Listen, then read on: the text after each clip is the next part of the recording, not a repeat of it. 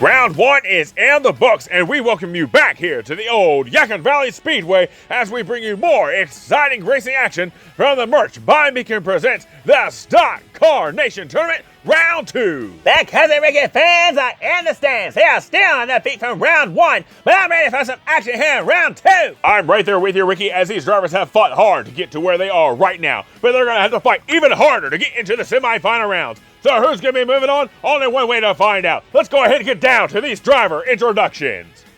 Starting us off in this 2018 Toyota Camry, qualifying 4th overall with a time of 15.269 seconds for Variant Skunkworks, it's Variant. Oh God, not a Toyota. Ricky, don't start. Up next in his 2011 Chevy Impala from the Great White North, from White Knuckle Motorsports, it's Crazy Canuck. I'll say what I want, and up next in a real stock car, a 1967 Chevy Chevelle for Bay City Diecast, it's Juicy Fruit. It's as much as a stock car as this dubious Diecast 2011 Chevy Impala being driven by Mr. Dark. You must be loco if you think I'm gonna agree with that. Well, speaking of loco, up next in his 2020 Ford Mustang for Merch by Meekin, it's Gringo Loco.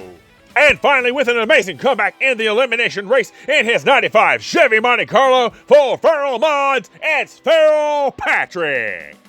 This is it. These 6 stock cars are set and ready to go for round 2, race 1. You need 5 stock cars and a rice burner. Ricky, what? You're not going to sit here and insult our drivers. The only thing insulting is seeing the import on a stock car track. Well, I got news for you. That's a stock car. It's on the pole position, and we are set and ready for lap 1, which is now underway.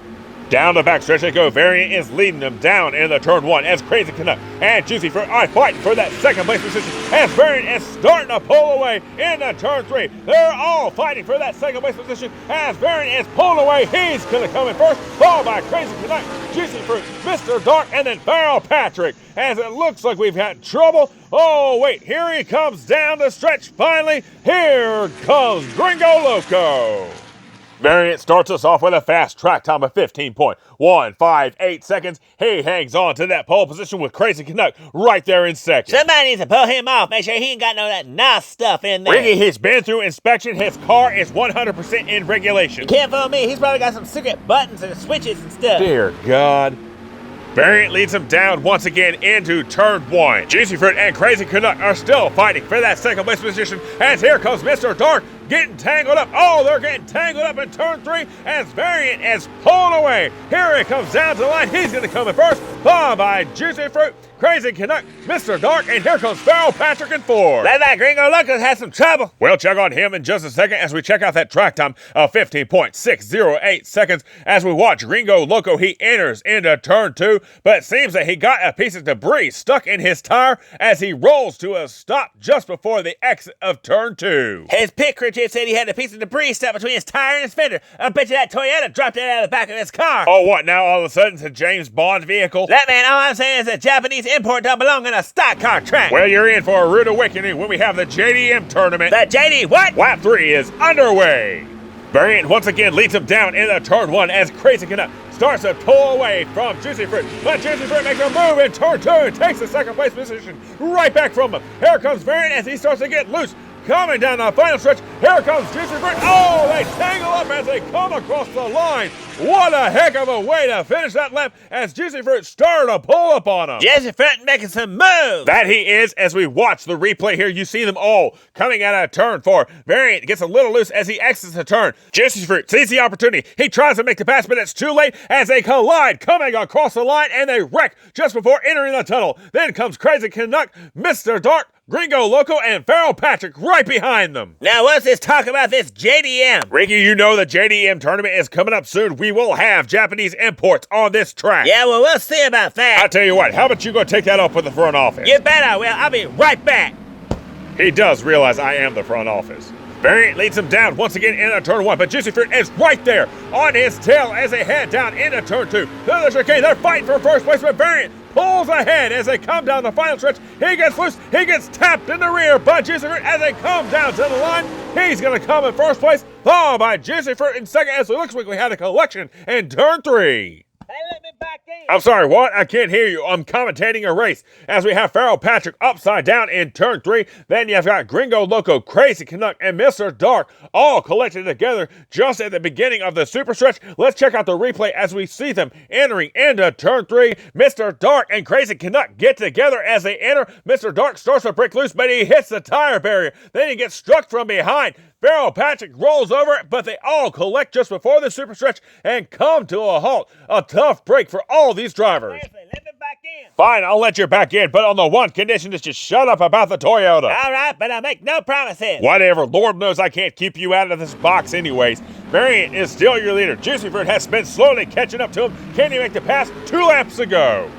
Variant lays him down to get into turn 1. You got Juicy Fruit and Dark fighting for second place. Juicy Fruit takes second. Now he's trying for first as they head down into turn 3. Oh, Dark and Juicy Fruit get together as it looks like Variant's going to pull away. He's going to come in first, followed by Juicy Fruit. Then it's Dark, Canuck, Gringo Loco, and then Feral Patrick coming in the rear. Woo, that Robin is racing, boy. Robin is racing indeed as we have a track time of 14.896 seconds. Let's check out this turn 3 replay as we see Juicy Fruit and Dark get together entering into turn 3. As we watch them exit, they are all over the place fighting for that second place position as Variant pulls away for the first place position. They keep this up and Variant's going to have a clean sweep. Well, we're going to find out right now if he's going to have that clean sweep as we are finally down to the last lap. Variant is your leader with Juicy Fruit, the only contender, in second place right there next to him. Does he have what it takes to make the pass, or will Variant hang on for the win? Last lap, white flag is out. One last time down the backstretch, Variant hangs on to that lead. Here comes Juicy Fruit. Can he make the pass in the turn 2? He makes the pass in 2. Oh, they collide heading into turn 3. They're all getting together. Variant takes the lead back, but Juicy Fruit gives him a bump as they head down to the final stretch. Juicy Fruit takes the win. Variant comes in second, followed by Crazy Canuck. Then you got Mr. Dark, Feral Patrick, and Gringo Loco bringing up the rear. Phew, that is what I'm talking about, man, right there. Some crazy Robin is racing action going on there as we check out the replay. You see them colliding right there as they exit the chicane. Here comes Crazy Canuck in the rear, followed by Mr. Dark as Variant starts to pull away, but he gets loose. Juicy Fruit sees the opportunity. He gets the bump and run. They're alongside each other as they head into turn 4. Juicy Fruit gets a little loose. He hits the wall, but Variant does the same thing right behind him as he loses momentum, and Juicy Fruit comes first across the line. And at the end of round 2, race 1, you had Variant with a car to beat, but looks like Juicy Fruit was able to finally make some moves and make the pass on the final lap. You've got him, Variant, and Crazy Canuck moving on to the semifinal rounds. We'll be back in just a moment. All I'm saying is hit me The out. discussion is over. The imports are coming. Welcome back to the Merch by Mickey presents the Stock Car Nation Tournament Round 2. How about that race 1 finish as we had a last lap pass for the win? Let's see what race 2 has in store for us. Let's get down to trackside for these driver introductions. Starting on the pole, qualifying third overall with a time of 15.154 seconds in his 2011 Chevy Impala for Ironbeard Customs, it's James Ironbeard. Starting second after his dominating performance in the first round after leading every single lap in his 1989 Ford Thunderbird, it's Spirit of 64. In the first round, he came close to setting a new track record in his 1988 Chevy Monte Carlo for Arlo Racing, it's Bobby Gray. Up next, turning heads in his number 86 1984 white and pink Ford Thunderbird, it's Rez Wheels. Can we talk about that sponsor? Let's not move on. After having horrible luck in round 1, he made a huge comeback in the elimination rounds for Tiny Track Cars, it's Ned Munson. And finally, after having a hard time in round 1, but proving himself in the elimination races in his 2003 Dodge Charger, it's Papa Pugsley. Who's ready for some more racing excitement? It's time for round 2, race 2. At least all these cars are American stock cars. Will you let that go and move on? Look, man, this ain't no midnight club. This is stock car racing. Ricky, you need to have an open mind. Open mind? I learned real good. I finished the 6th grade in 3 years. That's not what open mind. You know what? Never mind. Race 1 is underway.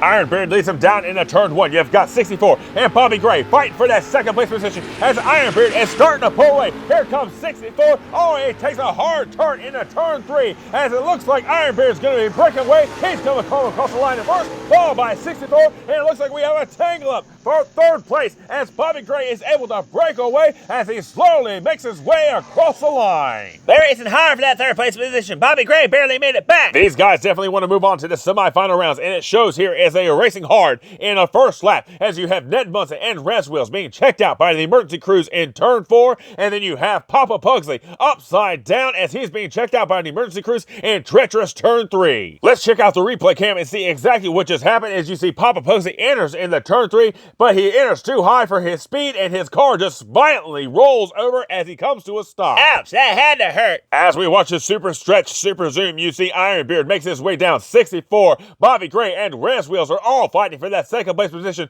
64 is able to break free, but Res Wheels and Bobby Gray are still tangled up. Here comes Ned Munson down the way. He has nowhere to go as he slams into the group, but Bobby Gray is able to break free as he's able to continue on down the line. Nonetheless, Robin is racing right off the bat. Indeed, Ricky, as we have seen, this is a group of very fast cars. You've got Ironbeard in first place with 64 in second. That Arlo machine being driven by Bobby Gray is extremely fast, but can he make it past these other two drivers? Let's find out.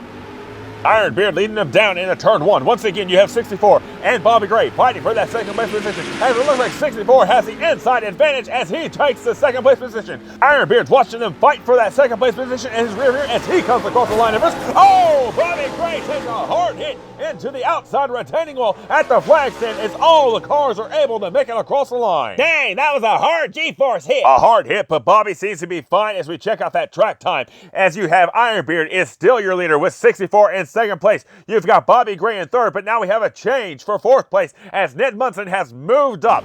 Can anybody else make some big moves? We still have 4 laps to go. Lap 3 is now underway.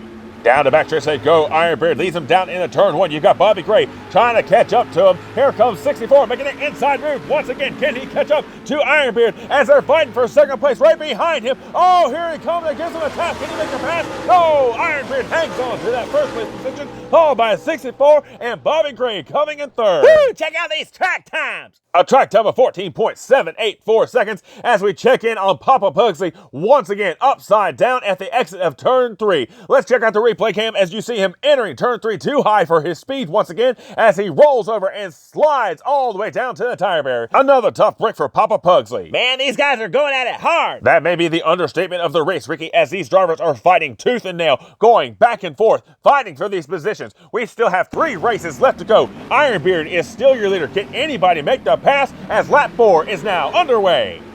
Ironbeard leads him down into turn 1. You have Bobby Gray right there on his tail. Here comes 64 once again making that inside move.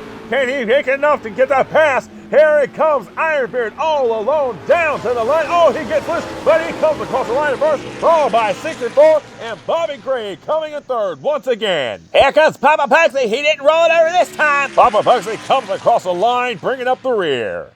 Ironbeard puts down another fast track time of 15.497 seconds. He is still your leader with 64 right there next to him in second place. Bobby Gray in third place position has a very fast car. He gives Ironbeard a shove at the very beginning of every single race, and he loses a little momentum. Can he make anything happen and make the pass? 2 laps to go. Lap 5 is underway.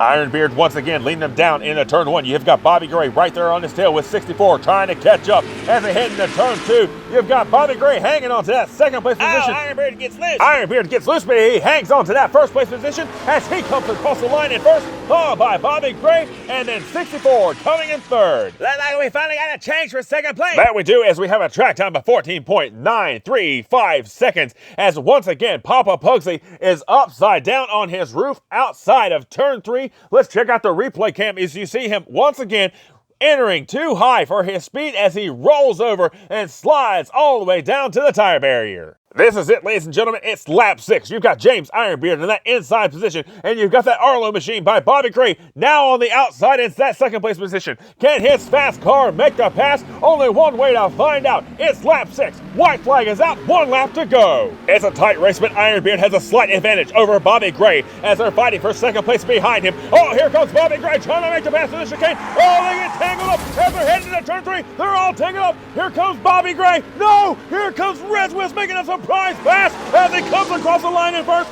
followed by Ironbeard and then Arlo as they get tangled up coming across the line. Holy cow, mister, where did he come from? Reswiz comes from 4th place to 1st place as he is your winner. As we check out the replay, you see that Bobby Gray and Ironbeard get together into turn 3. Here comes 64 right behind him. But watch, Reswiz is up high. He makes a pass over all 3 of the drivers, and then he has one obstacle left in front of him, and that's Ironbeard as he continues on. He makes a pass on the inside, coming out of turn 4. He hits a wall and secures a position blocking behind them. Woo, racing don't get no better than that. An exciting finish to say the least.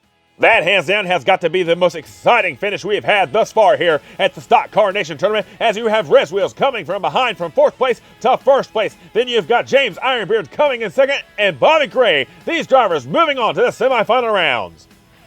Some of the most exciting, heart-pounding racing action we have had here at the old Yadkin Valley Speedway for the Stock Car Nation Tournament. We hope you guys have enjoyed the content you've seen here, and remember, as always, if you love the content you see, please remember, like and subscribe, hit that notification bell as we bring you more exciting racing action here from the old Yadkin Valley Speedway, home to the Winston-Salem Racing Series and the Funkhouser Diecast Racing League. And as always, don't forget to visit merch by Meekin for all your custom metal diecast signs and much more, as well as Stock Car Nation merchandise. And don't forget your favorite, Kaz and Ricky. Yeah, I guess that too. We'll see y'all next time.